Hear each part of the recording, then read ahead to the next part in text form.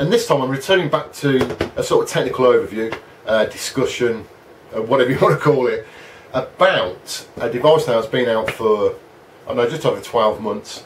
It's a handheld Android gaming device, and it's the JXD S7800 Model B. There's the box, but you don't want to see the box, do you? Of course you don't want to see the box. You want to see the device. There's the device. Right, as I normally do, I'm gonna cut to the chase on this, and I'm gonna tell you the way it is. I'm gonna give you a no holds barred opinion on this device as regards to its quality, its usability, its value for money, and obviously most importantly, how does it emulate games, or how good is it at emulation, because it's the key reason why I bought the device, and I suspect the key reason why a lot of people buy this type of device. First of all, the cost.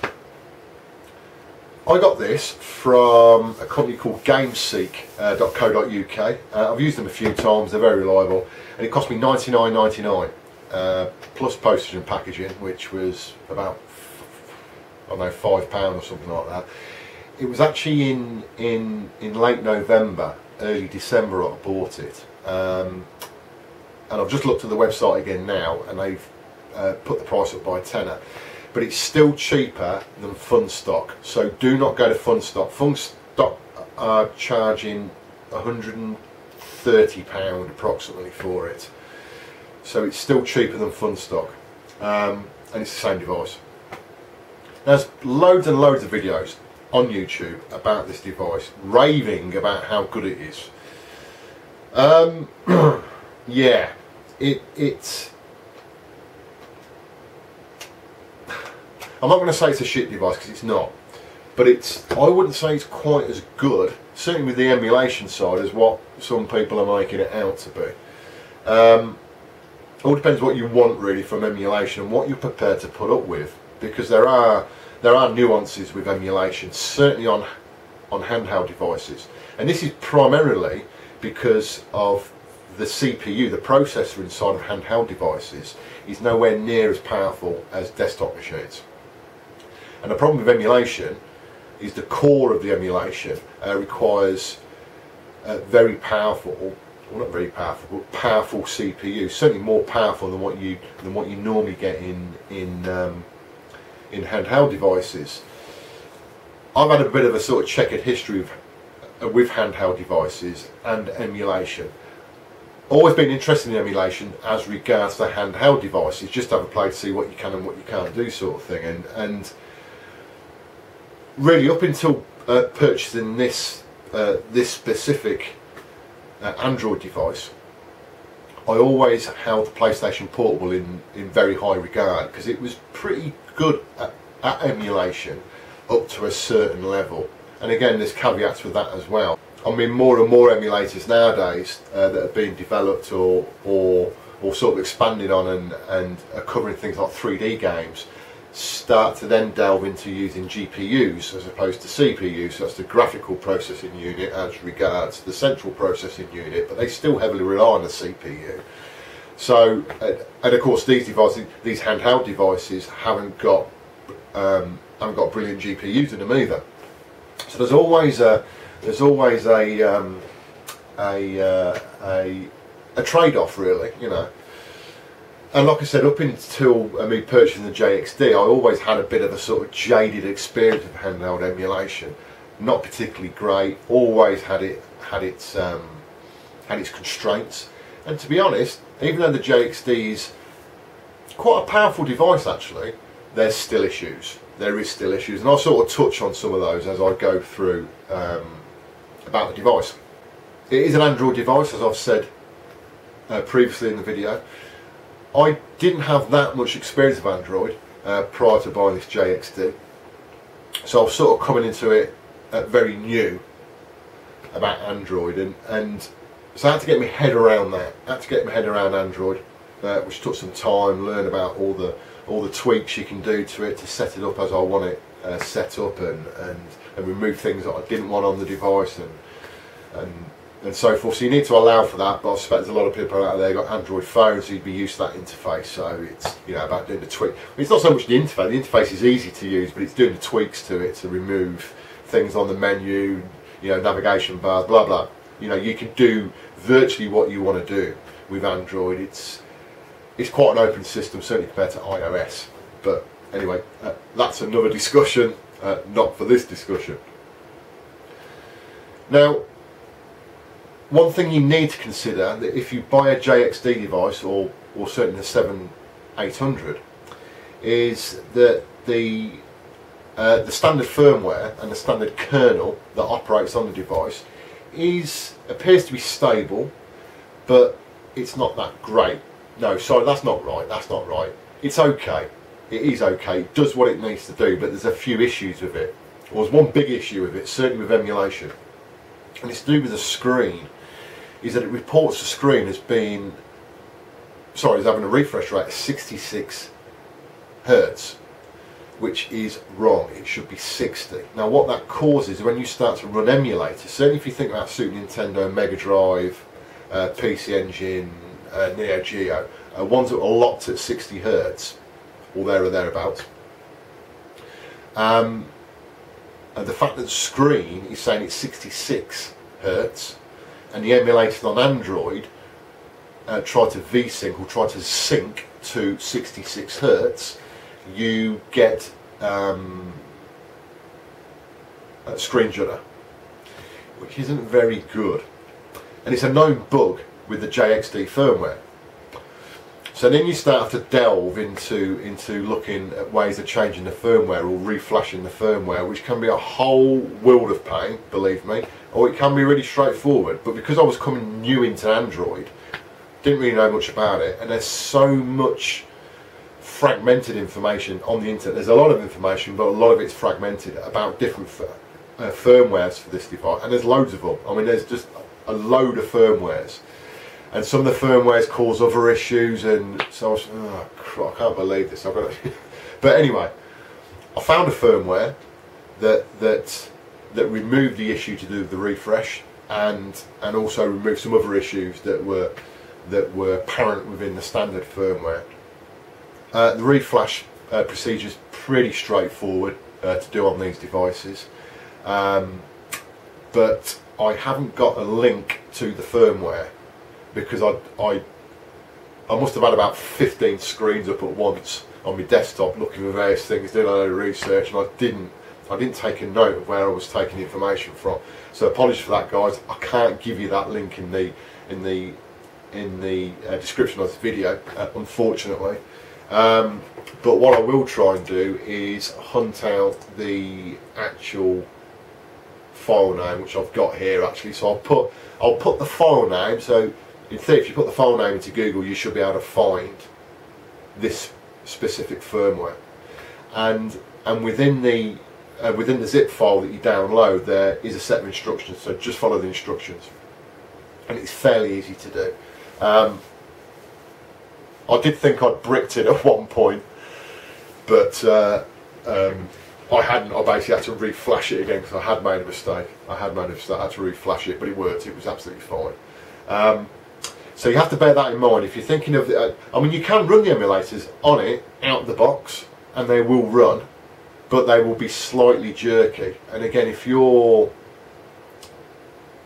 I suppose if you pick up on that, you may not pick up on it. You may think, oh yeah, well that's fine. I can do with that, but I couldn't. I had to reflash, and like I said, it's a known issue. So you've got to think about that. You've got to think about that. Right, the device itself is pretty huge. I think it's is it a 7-inch screen? Yeah, 7-inch screen. So if you look at the device there, and that's an iPhone 6. So it's about, well, I suppose if you put that level, it's about twice the height of an iPhone 6, I suppose. Right, there's a PS4 game case, so that would probably give you a bit more of an insight into it. Fairly substantial device, but it is quite pleasant in the hand. It doesn't feel huge, but it is fairly substantial. Now you've got two thumbsticks on there, which are okay. You've got a D-pad. Now, originally when I first started using it, it's not Super Nintendo quality, but it's not gash. It's okay. It's okay. I normally try and play a fighting game, you know, Street Fighter or something, to test whether or not I can get special moves off. And it's not as fluid as a good D-pad. I mean, you can do it, but it's not quite there in my opinion. But it's not bad. It's not bad. And you've got your normal fire buttons, you know, in the sort of crosshair sort of fashion. And you've got shoulder buttons as well. So you've got one, two there, and you've got top buttons. And now what you can do within the emulators is that you can define what buttons you want to use. Some of the emulators will run automatically with the JXD. They'll pick it up and they'll run fine. Some of the other ones you have to say, right, okay, that's me left, that's me right. But it's a very straightforward process to do. Once you've set it up, it's fine. You have a HDMI or mini HDMI on the top, so you could plug this into a TV if you wanted to. I haven't actually tried that. You've got USB, a headphone socket, and power input, and on the bottom it will actually take a memory card, a micro SD card. I've got one in there, 32 gig one that I bought. You've got a camera on the back, not that you'd want to use it specifically, not for gaming anyway, and you've got a camera on the front as well. And you've got speakers, stereo speakers left and right, and you've got various buttons at the bottom for home and controller and start, select. And again, those can be configurable, you know, within emulators to do whatever you want them to do. Now, you'd think for a device that was like 110 pound that the screen would be pretty naff, wouldn't you? Well, it's not. This screen is pretty good. I'm pretty impressed with the screen. You know, you're not going to be able to pick it up particularly on the camera, but it's a good quality screen. I think it's an IPS screen, but it is a good quality screen. It's nice and vivid. It's got good colours on there, good viewing angles, good screen. You know, especially for the money. I mean, what can you expect for 110 quid, really? But yeah, it's good. It's really good. So that's a very brief overview of the actual device. Now, one thing about it is it's a okay. You're not going to get a bloody device out and start twisting it, because that's just crazy. You're going back to the old iPhone 6 bend gate there, aren't you? Oh yeah, look, these iPhones bend. Well, yeah, of course they bend if you bloody fucking do that to them. It's not really solid as a build quality, but it's not flimsy. I mean, you can slightly feel flex in the case, but of course, I mean, if you're going to go like that, you're going to feel it. It's only made out of plastic. It's not metal or anything like that. But it's good. It is good enough. It's certainly good enough. It's not a mega cheap feeling device. It's got some weight to it. It's okay. So we've talked about the hardware itself and what it looks like and the sort of functions on it. You know it's Android, so I won't go into Android stuff. And I've mentioned about the fact that you will have to consider certainly about doing a firmware a reflash on there and a change in kernel. Right, so once you get through all that, which may take you some time, you know, to configure the device exactly how you want, you're going to want to play some emulators. Now the first thing that I tried was MAME, because like I said, MAME is the benchmark to me, and in particular a game like Outrun, not a new game by any stretch of the imagination, but Outrun causes nearly all handheld devices to have problems, apart from the later generation Android type devices, and of course this is one of the later Android type devices. Now I'm running MAME for Droid on this, which is downloadable off the Play Store, off the Google Play Store. And if we try and load up Outrun,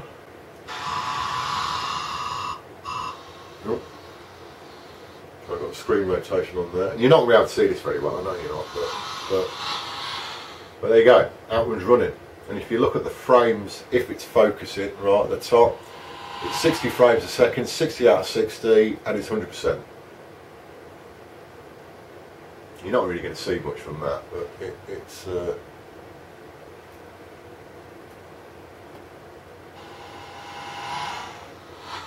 you go. I think you get the odd frame drop, but that's okay. Yes, that works, and I thought, oof, okay, you got my attention now, JXD. You got my attention. And I started going through for other main games, and it is pretty good. I'm fairly impressed with the MAME emulation quality. And there's two versions of MAME you can get. There's MAME for All, which has been ported to the Android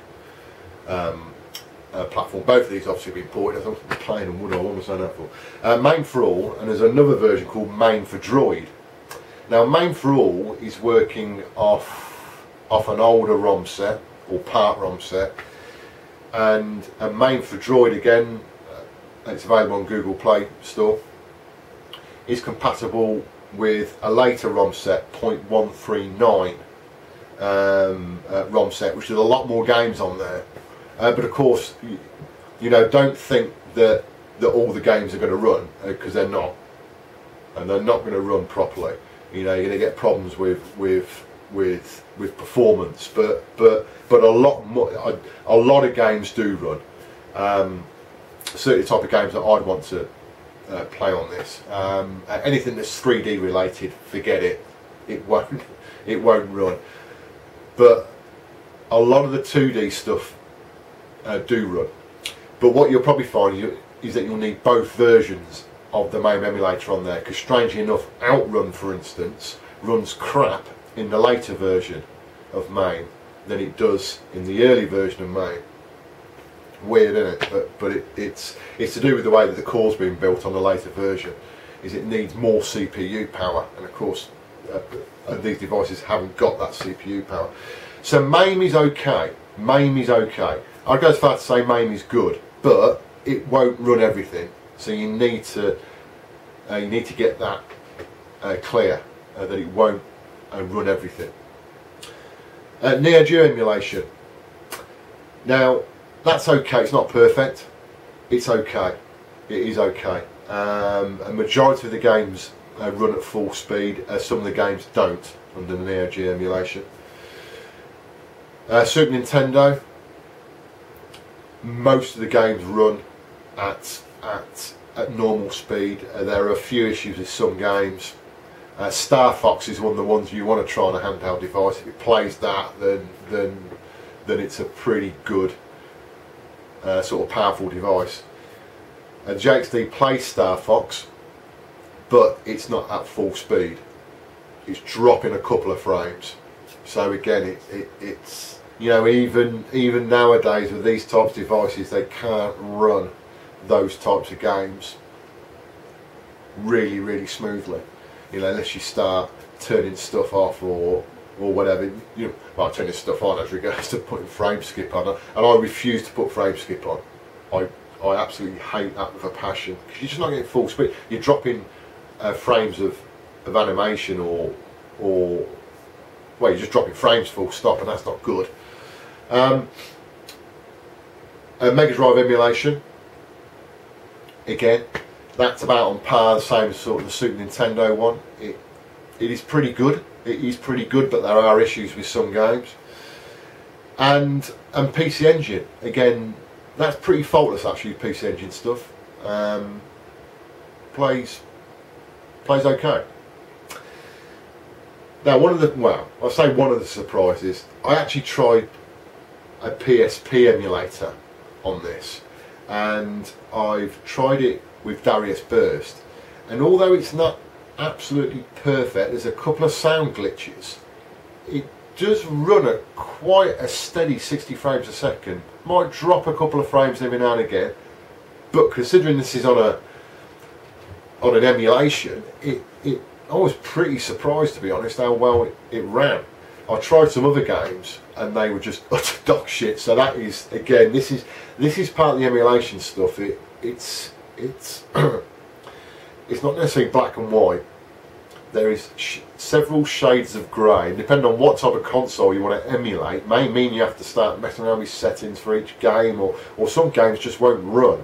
So you really have to go into emulation with your eyes wide open, because you don't get, or you're not necessarily going to get that real easy, just working experience. You know, there's quite a lot into emulation, and it's not that easy. It's not a straightforward subject. So you've got to be a bit of an egghead, in my opinion, to get into emulation, certainly on these handheld devices. Now, I know that you can get a Dreamcast emulator, but again, I think that's a bit hit and miss. You know, and it's from what I've seen, it drops frames as well. So I mean, personally, I'm not even going to bother installing that on this device. But I'm interested in rock solid stuff. So, I suppose in reality, is this worth buying? Is it a device that's worth buying? If you're into emulation and you don't mind messing around with the setup, you don't mind getting your hands dirty, then I would say this is the best of a bad bunch. Now, I say a bad bunch, I mean a bad bunch in general as regards to handheld type devices, because there's nothing out there that will do perfect emulation. Even the NVIDIA Shield isn't powerful enough, and that's got some donkey GPU processor in it. But of course, most emulators don't take advantage of GPU stuff. It's all CPU based. So I would say it's certainly the best device that I've got for compatibility of emulation that I currently own and that I've seen. And unless they bring someone out that's got,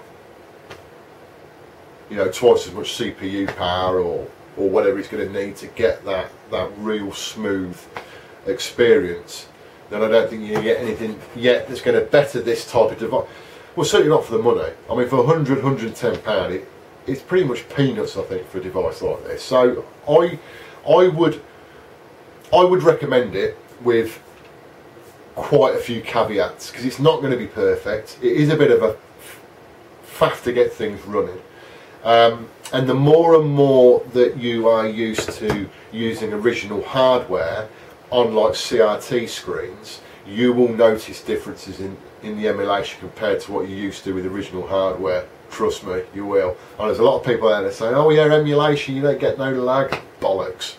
And there are exceptions to that. I know there are exceptions to that, but by and large, in my opinion, that there are issues with emulation, full stop. But there are some exceptions. There are some emulators that are combined with certain types of hardware will give you a nigh on perfect experience. But a lot of them out there, people don't realise, they download stuff off the Play Store and, oh great, this is awesome, it's just like the old days. And you know, it's not particularly like the old days when you get issues with screen refresh rates and all that technical shit, you know. But it does detract slightly if you're used to original hardware on original CRTs or whatever generation display for that particular bit of hardware. But just for something that you want to use to do a bit of emulation on the go, this is a pretty good device. This is a pretty good device, but you need to roll your sleeves up. It's not it's not like a point and click camera. This is like a digital SLR. You know, you've got to change your settings, you've got to check this, you've got to check that, you know, to get the best out of it. Hope this video has been useful, guys, and I'll speak to you again soon.